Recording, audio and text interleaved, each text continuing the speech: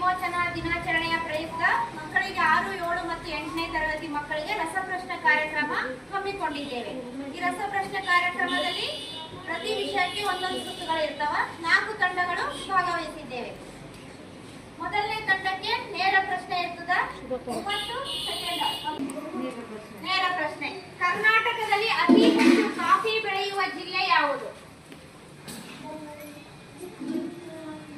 ಚಿಕ್ಕಮಗಳೂರು. ಸರಿಯಾದ ಉತ್ತರ. ಕ್ಲಾಸ್ ಹಾಕ್ರಿ. ಪ್ರಶ್ನೆ 3 ಮೂರನೇ ತಂಡಕ್ಕೆ ಸಂವಿಧಾನ ಶಿಲ್ಪಿ ಯಾರು? ಸಂವಿಧಾನ ಶಿಲ್ಪಿ ಎಂದು ಯಾರನ್ನ ಕರೆಯುತ್ತಾರೆ? Doctor B R. ಅಂಬೇಡ್ಕರ್. ಸರಿಯಾದ ಉತ್ತರ. ಕರ್ನಾಟಕದ ರಾಜ್ಯದ ಪಕ್ಷಿ ಯಾವುದು? ರಾಜ್ಯ ಪಕ್ಷಿ ನೀಲಕಂಠ. ಸರಿಯಾದ ಉತ್ತರ.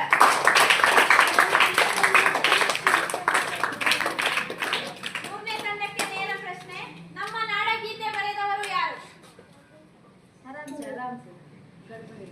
ನಮ್ಮ ನಾಡಗೀತೆ ಬರೆದವರು ಯಾರು?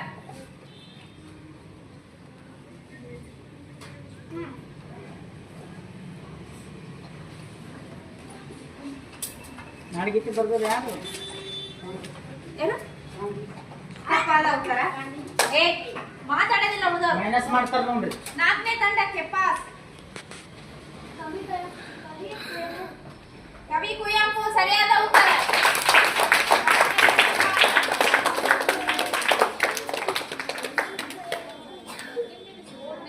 ಮೂರನೇ ತಂಡಕ್ಕೆ ನೇರ ಪ್ರಶ್ನೆ. ರಾಷ್ಟ್ರಗೀತೆ ಬರೆದವರು ಯಾರು? ರವೀಂದ್ರನಾಥ್ ಟ್ಯಾಗೋರ್. ಸರಿಯಾದ ಉತ್ತರ. ಕನ್ನಡದಲ್ಲಿ ಎಷ್ಟು ಸ್ವರಗಳಿವೆ? ಎಷ್ಟು? 13 ಸ್ವರ.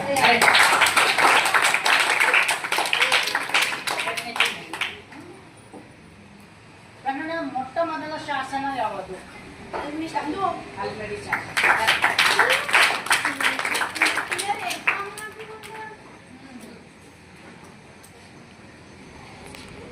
ಹಂಪಿ ಯಾವ ಜಿಲ್ಲೆಯಲ್ಲಿ ಬರುತ್ತದೆ? ಮೂರನೇ ತಂಡಕ್ಕೆ ನೇರ ಪ್ರಶ್ನೆ. ಹಂಪಿ ಯಾವ ಜಿಲ್ಲೆಯಲ್ಲಿ ಬರುತ್ತದೆ?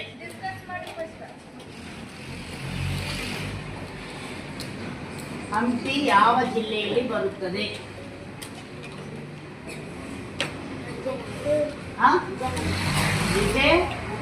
ಕರೆಕ್ಟ್. ಗುಡ್. ಸರಿಯಾದ ಉತ್ತರ. ಕರೆಕ್ಟ್ ಉತ್ತರ ಹೇಳೋರು ಚಪ್ಪಾಳೆ ಮಾಡಿಸ್ಬೇಕು.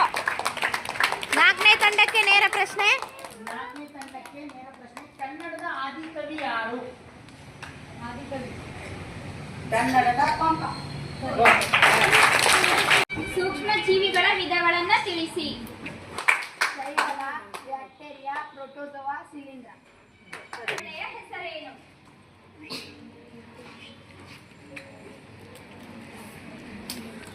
ಡೆಂಗು ರೋಗವನ್ನು ಉಂಟು ಮಾಡುವ ಸೊಳ್ಳೆಯ ಹೆಸರೇನು?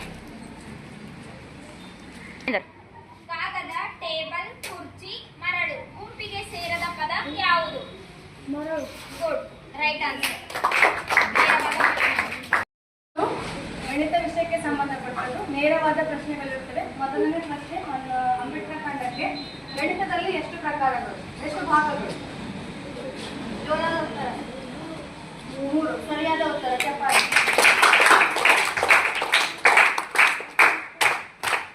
ನೇರ ಪ್ರಶ್ನೆಗೆ ಮಹಸಹ ವಿಸ್ತರಿಸಿ. ಮಹಸಹ ವಿಸ್ತರಿಸಿ. ಸರಿಯಾದ ಉತ್ತರ. ವರ್ಗ ಎಷ್ಟು? 12ರ ವರ್ಗ ಎಷ್ಟು? 144. ಸರಿಯಾದ ಉತ್ತರ. ಚಪ್ಪಾಳೆ. ನೇರ ಪ್ರಶ್ನೆ. 4ನೇ ತಂಡಕ್ಕೆ.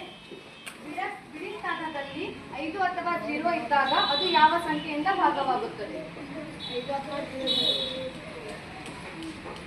ಬಿಡಿ ಸ್ಥಾನದಲ್ಲಿ 5 ಅಥವಾ 0 ಇದ್ದಾಗ ಅದು ಯಾವ ಸಂಖ್ಯೆಯಿಂದ ಭಾಗವಾಗುತ್ತದೆ?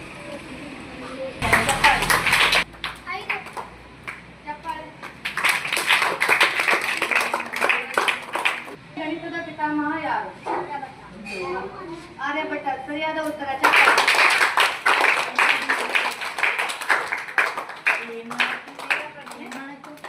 ಭಿನ್ನರಾಶಿಯ ವಿಧಾನವನ್ನು